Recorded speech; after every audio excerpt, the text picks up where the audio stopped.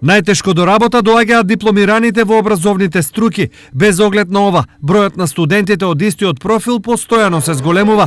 Зошто таму каде што нема перспектива? Сметам дека овој факултет ќе им помогне во понатамошниот живот. И ме интересира тоа ликовната академија, убаво е, зашто не? Што е желбата без перспектива? Денеска би требало и среќа доста да имаме за да се вработуваме, доста завршуваат факултет и најдобрите ќе успеат. Ова е проблем и за државата, кој на овие високошколци треба да им го решава животното прашање. Имаме оглас за кредитирање на млади лица до 29 години.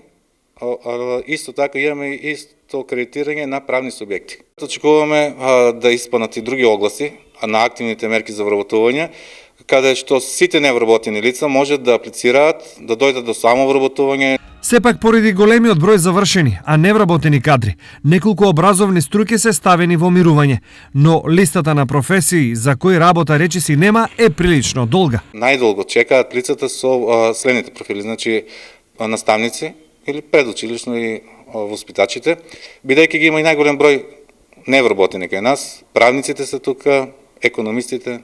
На сите нив им предстои неизвестност полоша од онаа на сите останати.